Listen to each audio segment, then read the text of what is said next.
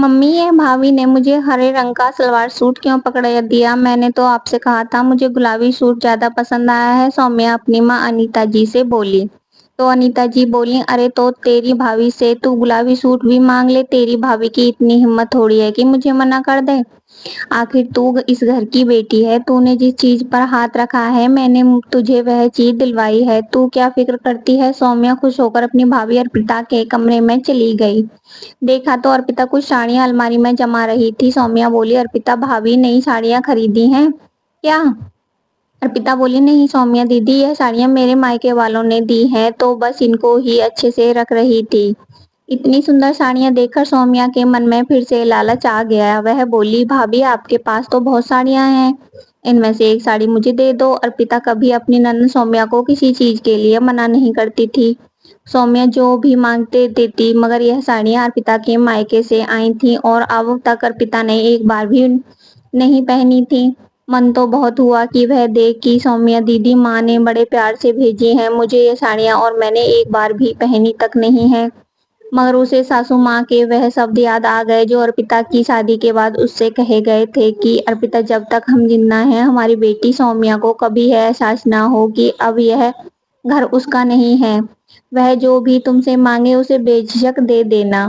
तुम तो जानती हो बड़े लाड़ प्यार से पाला है हमने हमारी बेटी सौम्या को।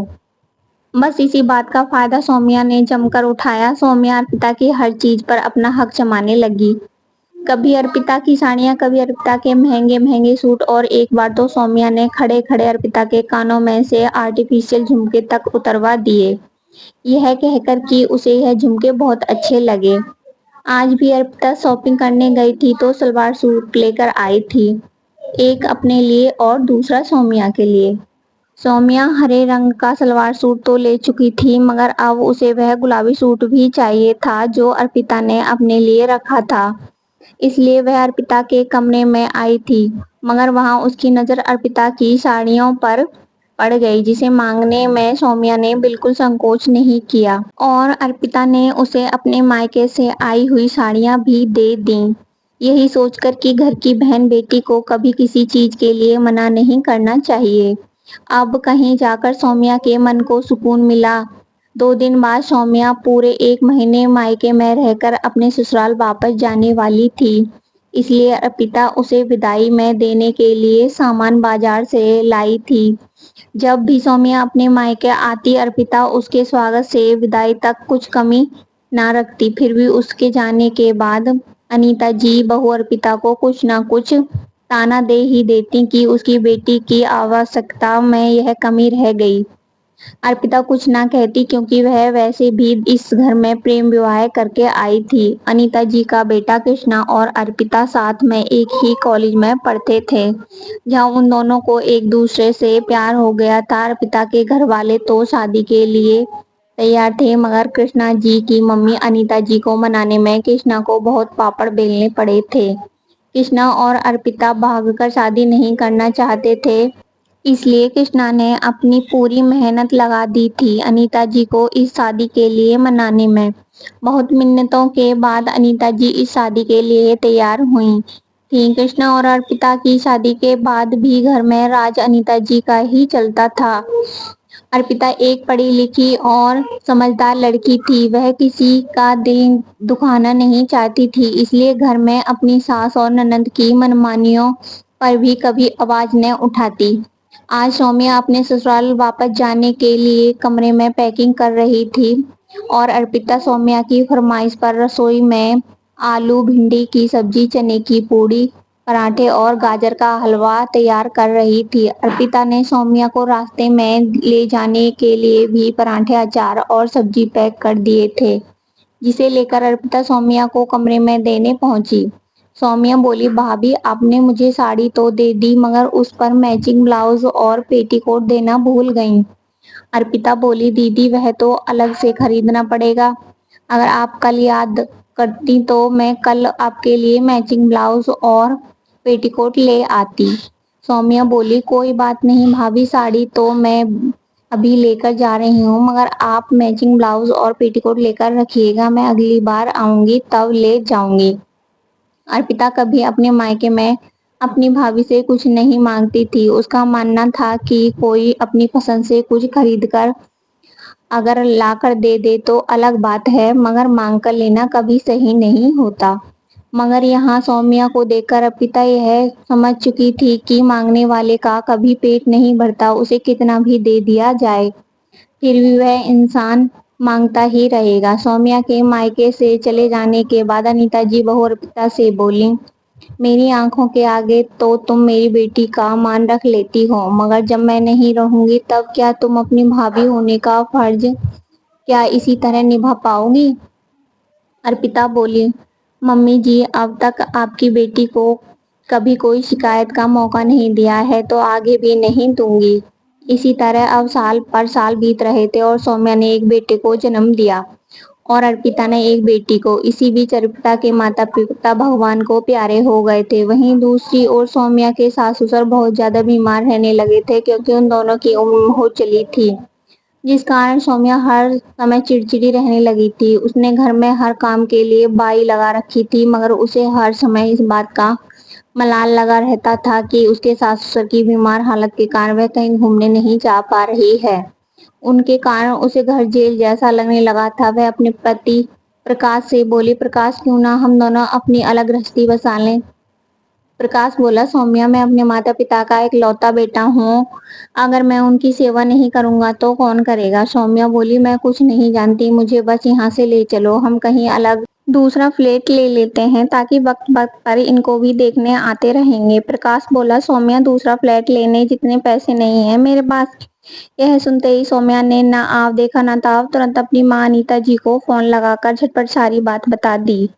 अनीता जी बोली, तू क्यों चिंता करती है बेटी, तेरी भाभी के माता पिता ने उसके नाम पर पुश्तैनी जमीन कर रखी है। तेरी भाभी के माता पिता तो अब इस दुनिया में है नहीं, और वैसे भी तेरी भाभी क्या करेगी उस पुश्तैनी जमीन का? तेरी भाभी की वह पुश्तैनी जमीन बेचकर यहाँ शहर में तेरे लिए तेरे ससुराल के बगल में ही फ्लैट खरीद लेंगे, जिससे तेरी गृहस्थी भी अलग हो जाएगी और जमाई बाबू बीच बीच में अपने माता पिता को भी देखने जा पाएंगे। वैसे भी तूने तेरे घर खाना बनाना वाली लगा रखी है, काम वाली बाई सब तेरे सास ससुर की सेवा कर लेंगे। तू अपनी गृहस्थी अलग कर और अपनी जिंदगी आराम से जी। तू अपनी लाइफ अभी नहीं एंजॉय करेगी तो कब करेगी? धीरे धीरे तेरी भी तो उम्र हो रही है। मैं अभी के अभी बहू से बात करती हूँ कि उसकी जमीन बेचकर वह सारे रुपए तुझे दे दे ताकि तुम यहाँ नया फ्लैट खरीद सको। सौम्या अपनी माँ की बात सुनकर खुश हो गई और तपाक से बोली, माँ मुझे पता था कि तुम मेरी समस्या का कोई ना कोई हल निकाल ही दोगी। माँ तुम बहुत अच्छी हो। अनीता जी ने अपनी बहू अर्पिता को आवाज लगाई और बोली, अर्पिता मैं जानती हूँ तुम एक बहुत अच्छी भाभी हो और आज फिर से तुम्हें अपनी अच्छी भाभी होने का फर्ज अदा करना है। सौम्या अपने ससुराल से अलग अपनी गृहस्थी बसाना चाहती है तो हम चाहते हैं कि तुम गांव की अपनी पुश्तैनी जमीन बेचकर वह रुपये सौम्या को दे दो ताकि वह शहर में अपने लिए नया फ्लैट खरीद सके। यह सुनकर अर्पिता दंग रह गई और सोचने लगी, सलवार सूट और साड़ी की मांग रखने वाली ननंद की नजर आज उसकी पुश्तैनी जमीन पर भी पड़ गई। अर्पिता करारा जवाब देते हुए बोली, माँ अगर नया फ्लैट ही खरीदना है तो वह जमीन बेचकर मैं ही नहीं नया फ्लैट खरीद लेती हूँ और अपनी गृहस्थी अलग कर देती हूँ। अगर आपकी बेटी ससुराल वालों के साथ मिलजुल कर नहीं रहना चाहती है तो मैं भी यहाँ ससुराल में आप लोगों के साथ क्यों रहूं? अनीता जी गुस्से में बोली, बहू तुम्हारा दिमाग खराब हो गया है क्या? और क्या कमी है तुम्हें यहाँ? अर्पिता बोली, तो आपकी बेटी को क्या कमी है उसके ससुराल में? बस यही ना कि उसके सास ससुर बुजुर्ग हो चले हैं और बीमार रहने लगे हैं, जिसकी वजह से आपकी बेटी कहीं घूमने नहीं जा पाती। मैंने आप दोनों माँ बेटी की बातें सुन ली थी। आप कह रही थी एक बार फ्लैट हो जाए तो अपने पति पर दबाव डालकर तुम दोनों उस फ्लैट में शिफ्ट हो जाना। मम्मी जी आपको शर्म आनी चाहिए अपनी बेटी को ऐसी सलाह देने के लिए। कल के दिन क्या आप बीमार नहीं पड़ेंगी? तब मैं और कृष्णा आपके साथ ऐसा करेंगे तो क्या आप सहन कर पाएंगी? एक तो आप अपनी बेटी को गलत सलाह दे रही हैं, ऊपर से जमीन भी बिकवाना चाहती हैं। मम्मी जी अपनी बेटी को जिम्मेदारियों से मुंह मोड़ना मत सिखाइए और मेरी जमीन बेचने के सपने देखना छोड़ दीजिए। वह जमीन है कोई सलवार सूट या साड़ी नहीं जो निकाल कर दे दिया जाए।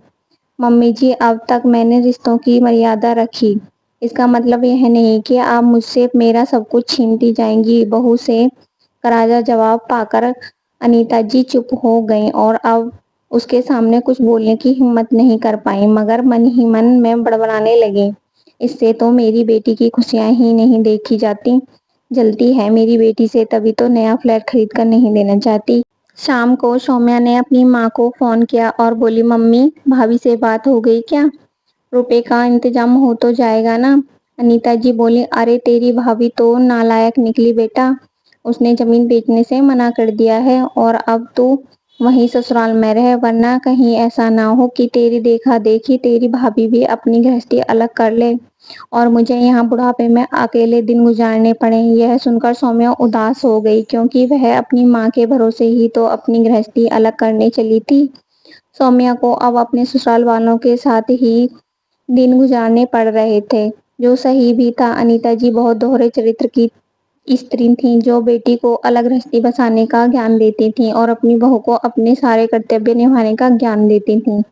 कुछ ऐसी ही स्त्रियां की वजह से उनकी बेटी और उनके बेटे दोनों का घर खराब हो जाता है। तो ये थी आज की कहानी। इस कहानी के बारे में अपनी राय कमेंट बॉक्स में जरूर लिखें। वीडियो को लाइक और शेयर कर दीजिए।